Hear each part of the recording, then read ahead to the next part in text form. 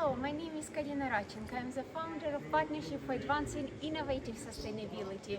And within our SDG series, it's a great honor for me to meet and talk to Mr. Andrew Boff, the member of the London Assembly and also representative of the Congress of Local and Regional Authorities of the Council of Europe in Strasbourg. Well, it's an honor for me too.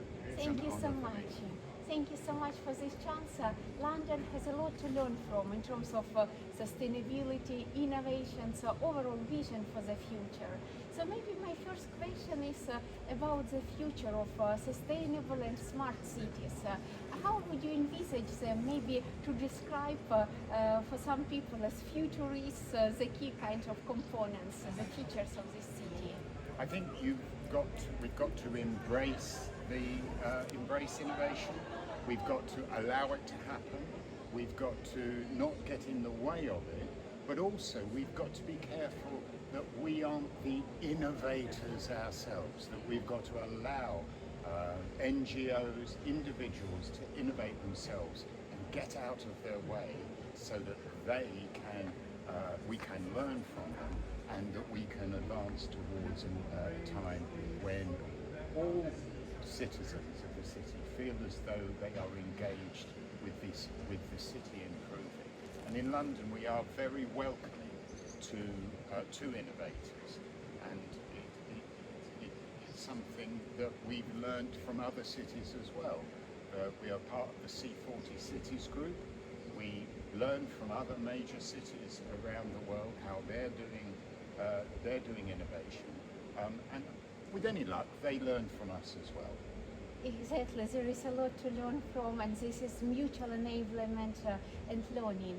There is the model of smart cities, and in different sources it can be described both technologically and more like comprehensive and sustainable. What is smart city for you, may I ask? A smart city is one that recognizes what our challenges are and then tries to address them. But it is very important that in coming up with solutions, we engage with the people themselves. Sometimes politicians want to move very fast towards their projects.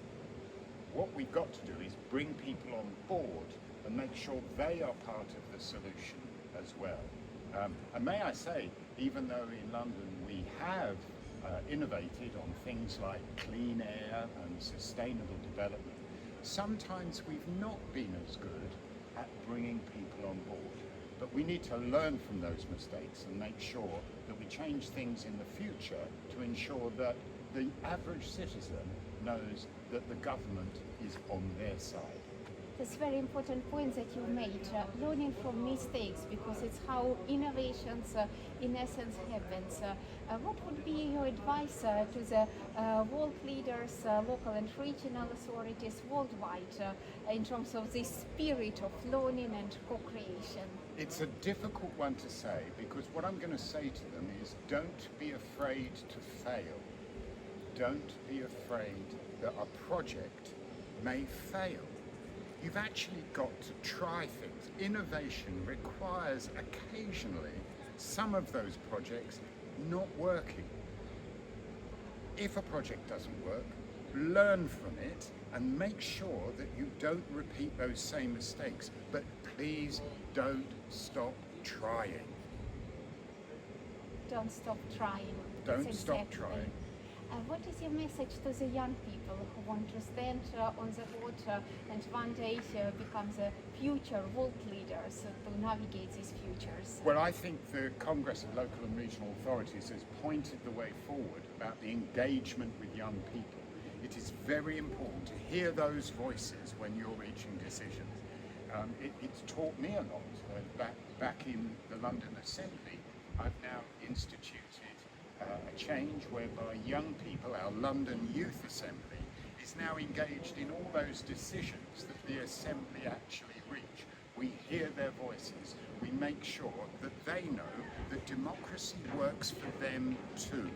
And at a time when democracy is more and more being criticised by young people, it is important that we ensure that young people know democracy is yours too.